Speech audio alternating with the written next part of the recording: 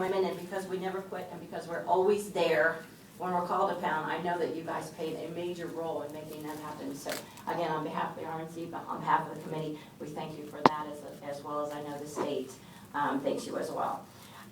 You know, I love to come to Republican Women Group. I mean, I always say, and we say jokingly, that Republican women are the life of the party. And if any of you have heard me speak to a Republican group, you always hear me the same thing. We're not the life of the party. We're the heart of the party. We're the soul of the party. We are, by God, the backbone of this party many, many times when it needs a backbone. So for that, it's a huge thank you as a Republican. I'm a federated woman, as you are, a proud federated woman. And as we go forward, it is really what the effort that we make in our communities that make the difference in what we have to go forward. And we're making huge differences and huge directions and huge changes, but not enough. And we're not making enough. And we're not behaving, to be honest with you, like the majority that we are. We're 53% of the majority of voters, ladies. It is time to stop being treated like we're a coalition, because we're not. We're the majority. Clap, come on. And until we stop acting like we're a coalition or a group to be outreached to, or that we are the minority, we're going to continue to be treated that way. So I'm going to stand before you today and say those days are over.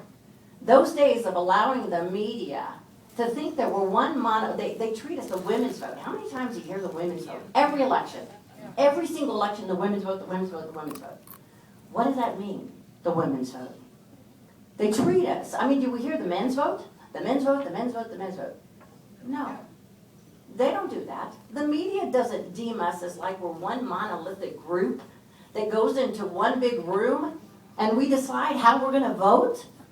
No, we don't. We all have different things that we stand on, different things and different degrees of issues that matter to us.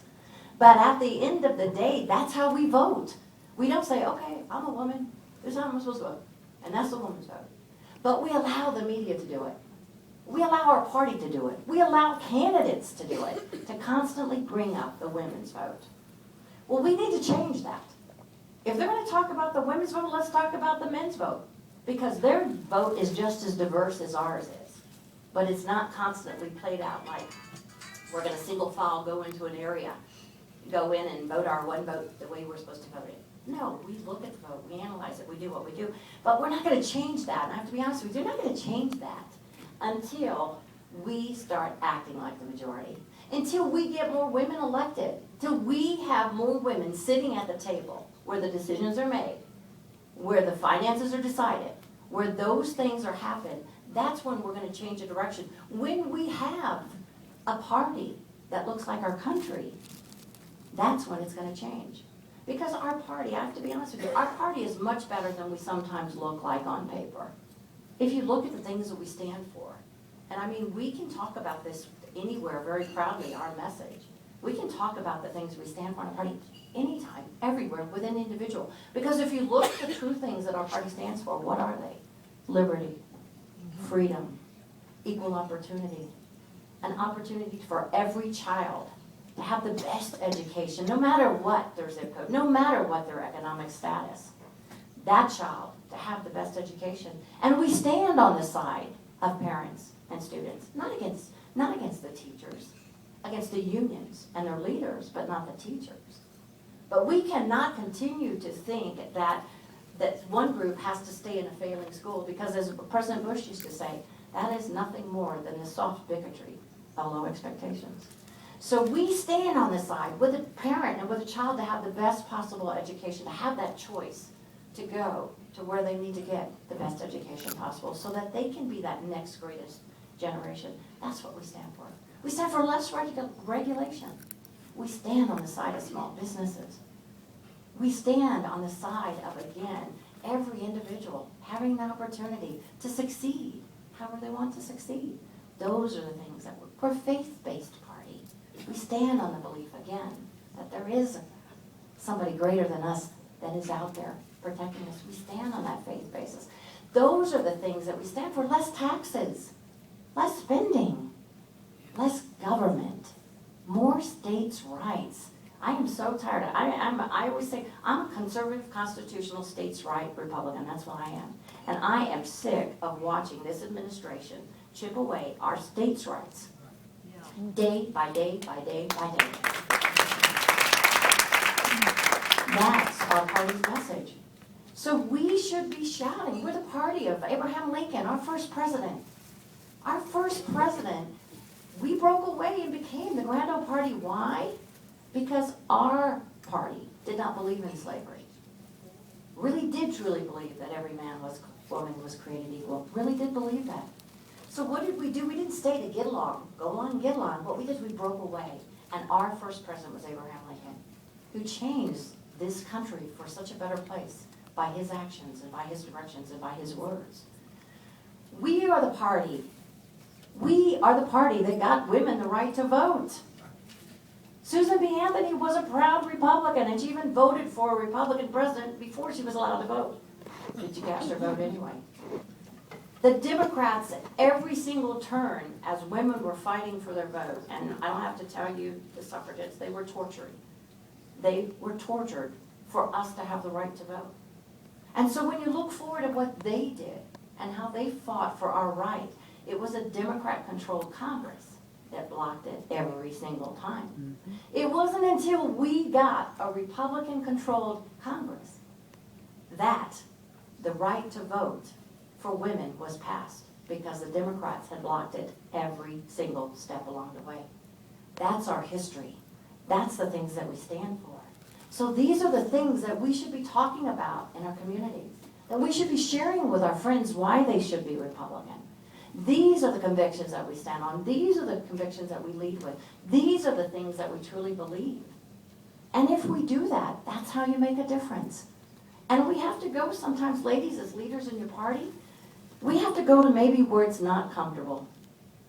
Because again, 2012, while it was a tremendous disappointment, I'm still in shock, to be honest with you, still in mourning, I wasn't exactly surprised.